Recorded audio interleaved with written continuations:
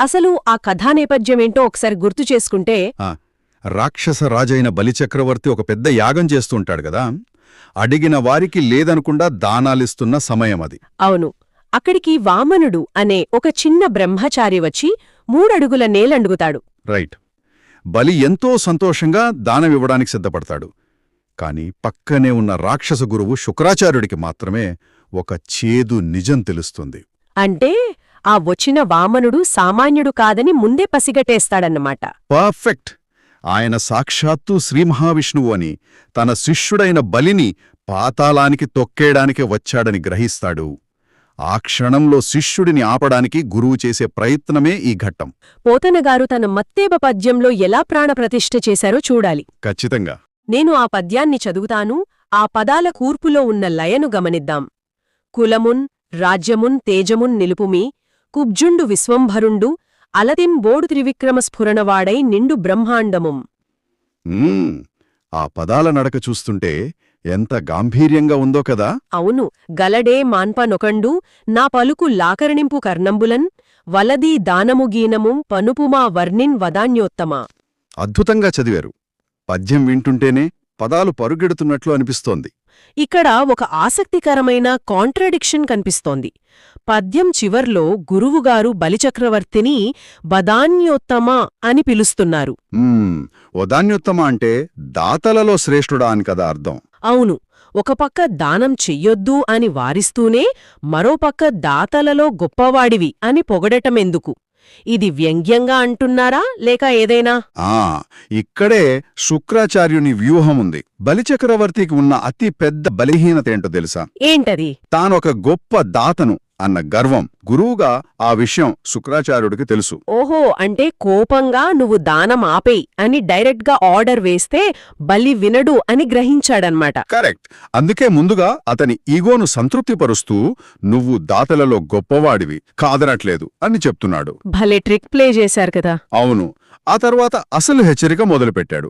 కాని ఇప్పుడు ఆ దాతృత్వాన్ని పక్కన పెట్టు అని మెత్తగా దారిలోకి తెచ్చుకునే ప్రయత్నమది. తర్వాత పంక్తిలో నీ కులమున్ రాజ్యమున్ తేజమున్ నిలుపు అంటున్నాడు. అంటే ఇక్కడ ఆర్డర్ గమనించారా? ముందు కులము, తర్వాత రాజ్యము, ఆ తర్వాత తేజము. అవును. ముందు వంశం, తర్వాత రాజ్యం, ఆఖరిగా పరాక్రమం లేదా కీర్తి. ఇది ఒక కంప్లీట్ హైరార్కీ ఆఫ్ లాస్ ని చూపిస్తోంది. రైట్. అంటే ఈ దానం చేస్తే ముందు నీ ప్రాణాలు పోతాయి, దాంతో నీ వంశం అంతమవుతుంది, తర్వాత నీ రాజ్యం పరాయివాడి చేతికి వెళ్తుంది అని చెప్తున్నాడు.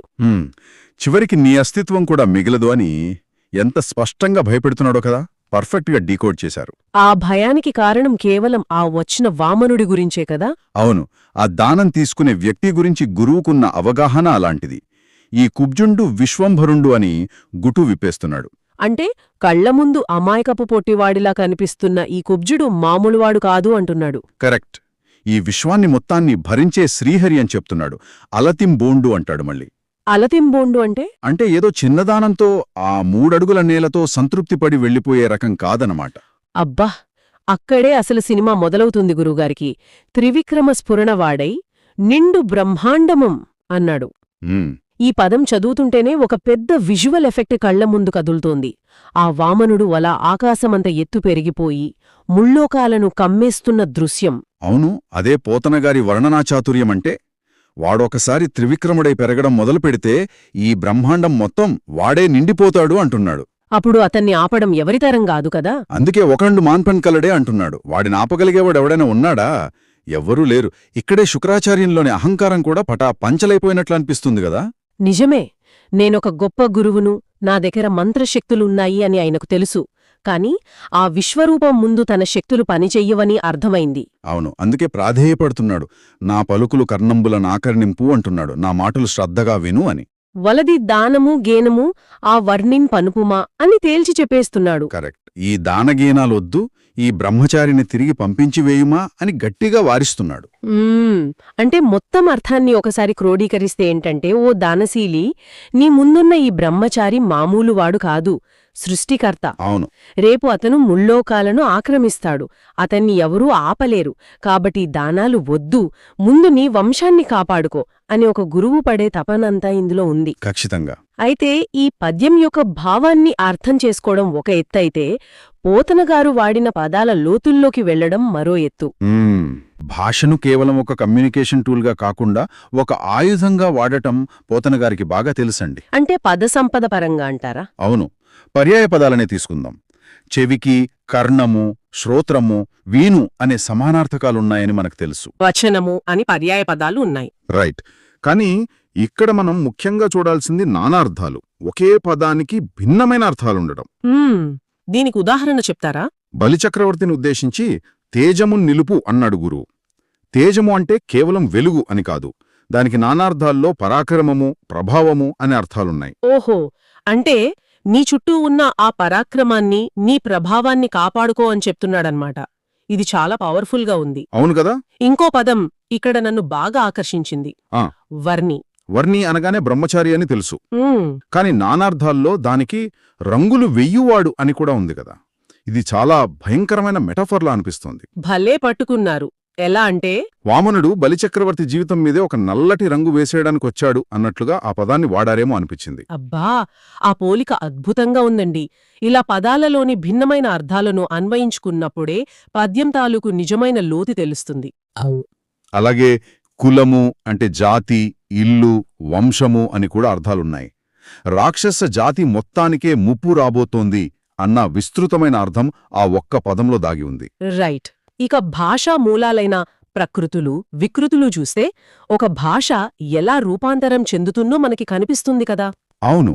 బ్రహ్మ అనేది బొమ్మగా, ధర్మము దమ్మముగా మారుతుంది. అలాగే సత్యము సత్యముగా, యశము అసముగా మారడం ఇక్కడ మనం గమనించవచ్చు. కరెక్ట్. ఇవి కేవలం అక్షరాల మార్పులు కాదు.